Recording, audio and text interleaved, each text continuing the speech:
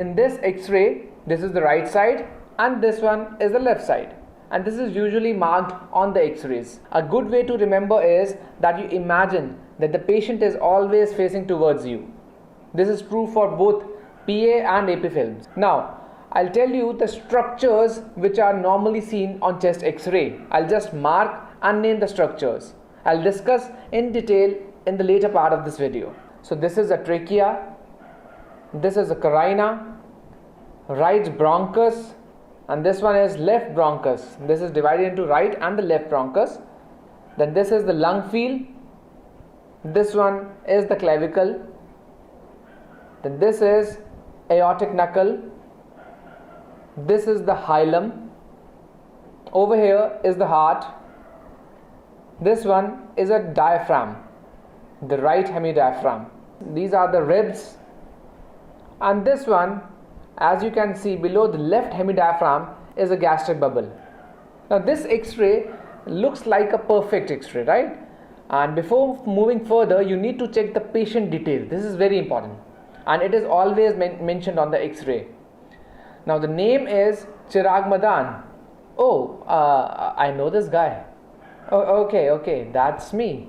Okay, no issues.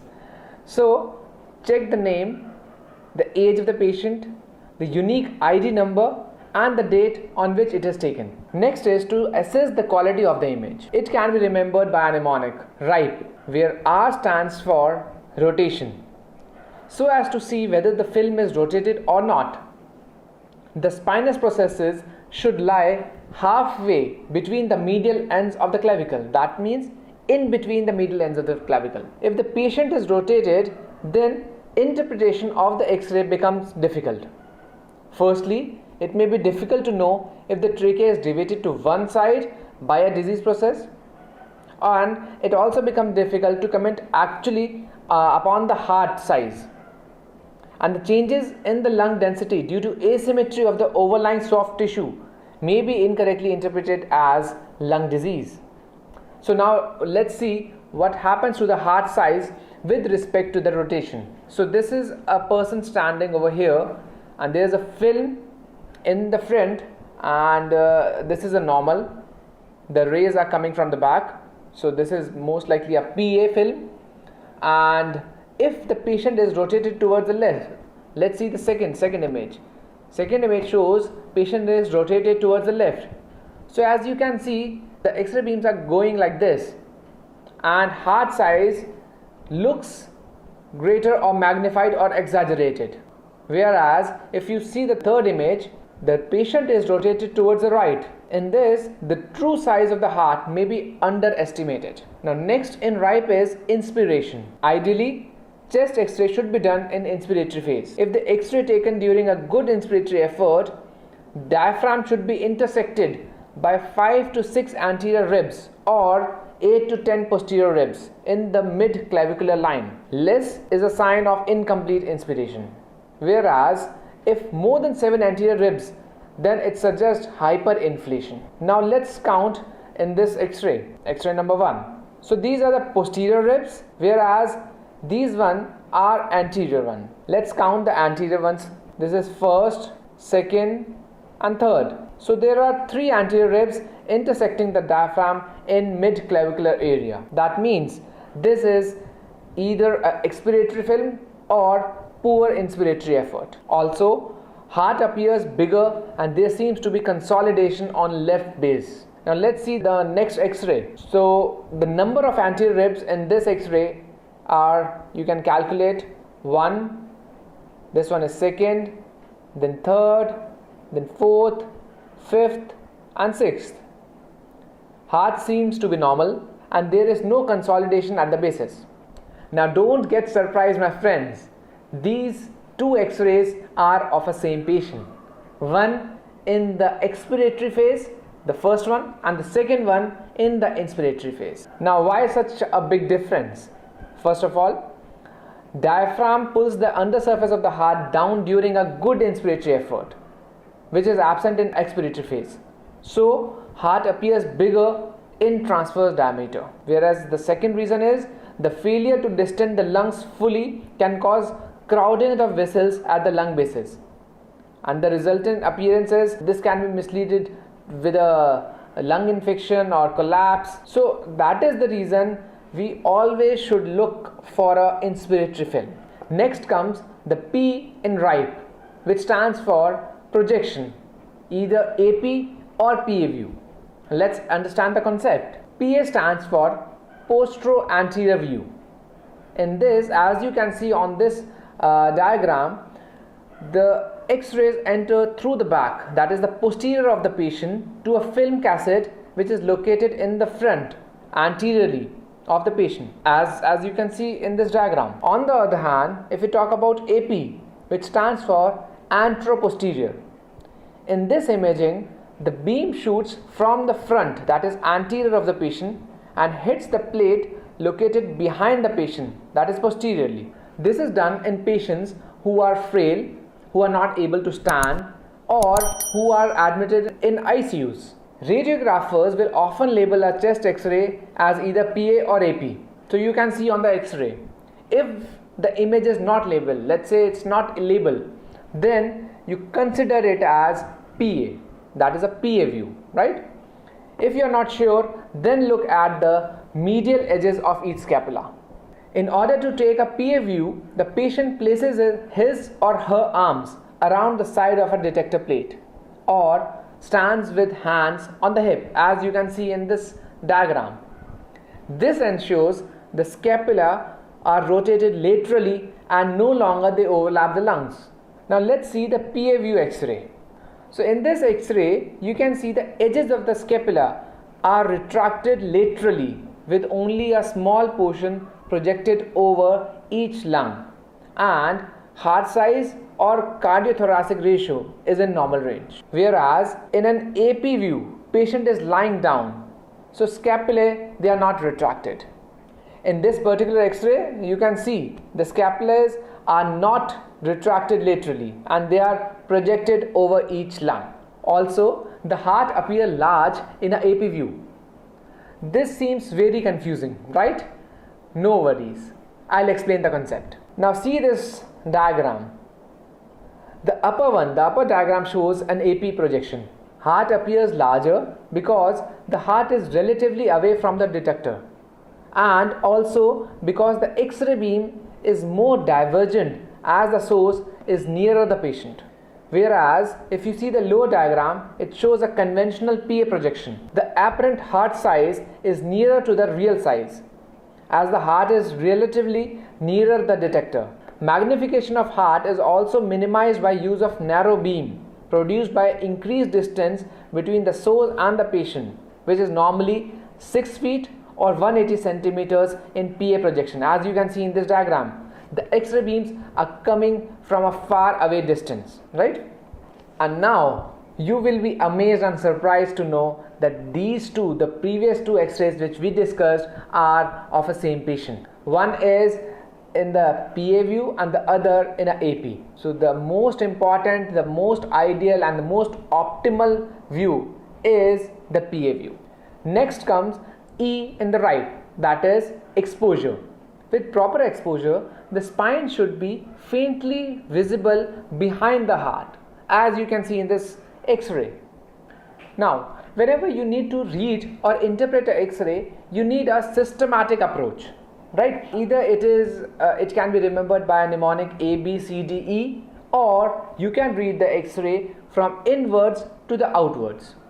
In this video, I'm talking about a mnemonic so as to remember how to read an X-ray. Now starting with the A of ABCDE mnemonic.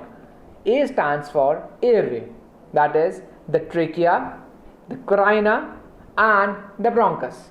So look for any kind of tracheal deviation. The trachea is normally located centrally or deviated very slightly to the right, and before commenting on tracheal deviation, you need to make sure that there should be no rotation. Now in this X-ray you can see trachea is pushed to the other side. So this X-ray is of massive pleural effusion, that is the collection of fluid in the pleural cavity on the left side, which has pushed the trachea on the other side.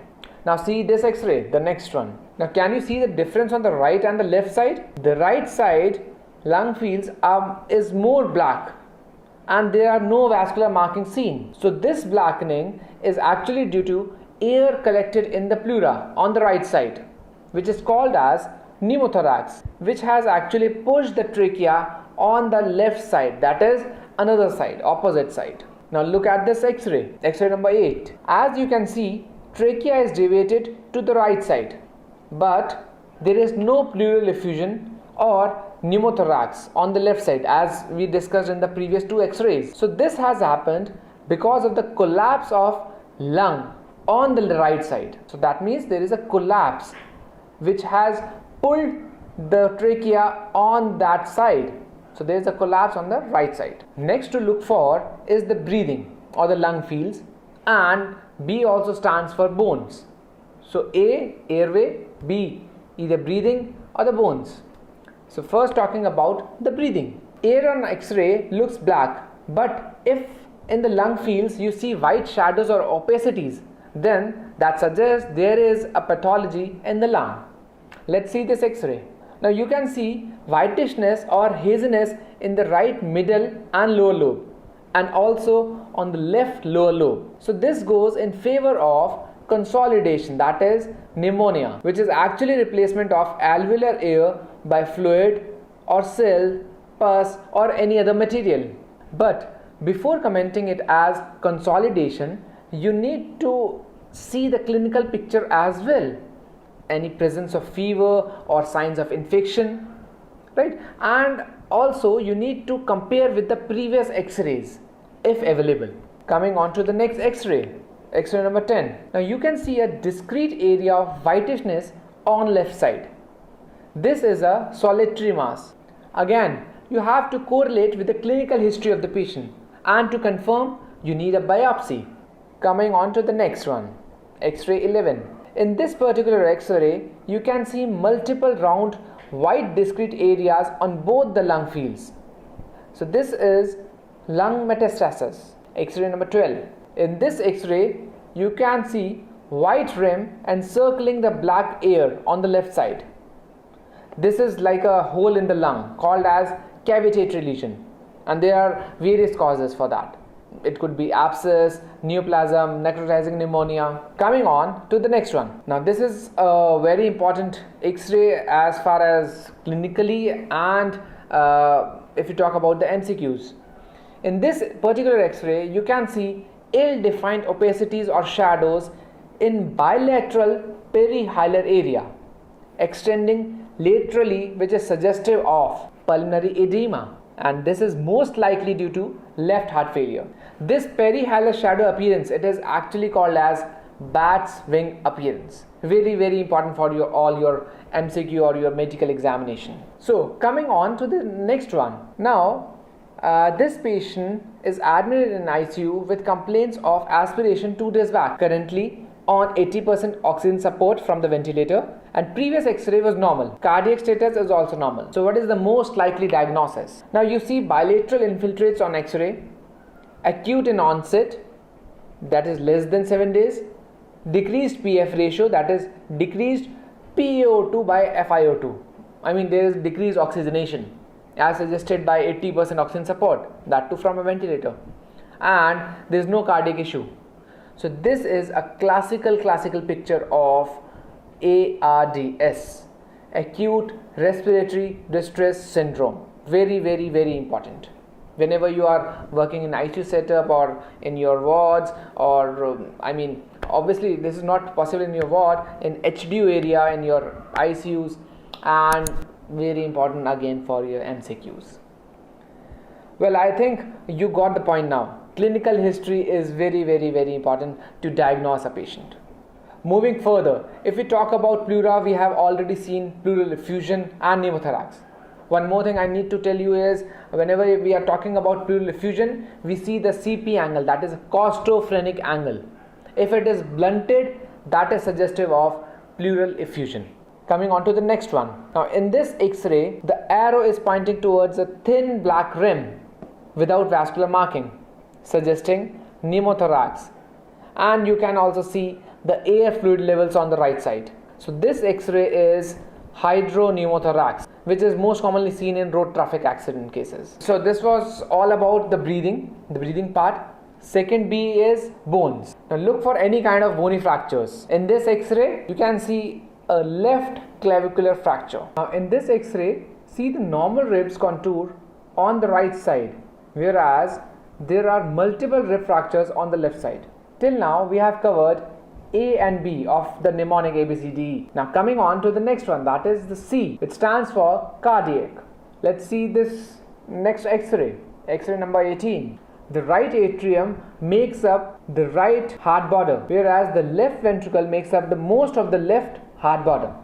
Now the next important thing is assessment of the heart size. It is assessed by the cardiothoracic ratio, that is CTR, which is cardiac width divided by thoracic width, and it should be actually less than 0.5, or you can say less than 50%. But mind you, cardiac size is always assessed in a PA view, not in the AP, and you know the reason, we have discussed in the previous part of this video. Coming on to the next one, this X-ray shows high cardiothoracic ratio, that is high CT ratio, that suggests cardiomegaly, as you can see on the X-ray. Now coming on to the next one, that is D, diaphragm. Normally in healthy individuals, the right side of the diaphragm, that is right hemidiaphragm, is situated superior or higher than the left one, and below the left hemidiaphragm you can see this air shadow, which is gastric bubble. But if there is a gas beneath or below the right hemidiaphragm, that is an alarming situation, and that suggests perforation. That is actually pneumoperitoneum, that is air in the peritoneum. So pneumoperitoneum, right? Now see the X-ray. So there is the air under the right hemidiaphragm. So this is a pneumoperitoneum. Now the last is E, which is everything else which is left. I mean the lines, the catheters, everything else, right? So this X-ray, you can see nasogastric tube in situ, so NG tube or a Riles tube. In the next one, you can see a white line in the trachea, which is actually due to endotracheal tube in situ. So there is a ET tube. So next one, in this you can see there is a right IJV central catheter or a central line. Look in this X-ray, can you see anything abnormal? Yeah, so there are sternotomy wires, mostly after the cardiac surgery, CABG. So there are sternotomy wires. Then in this one, can you see something unusual? Yeah, so there is a pacemaker over here. Coming on to the last one, can you see any abnormality in this X-ray? Yeah, so this arrow is pointed towards prosthetic mitral valve.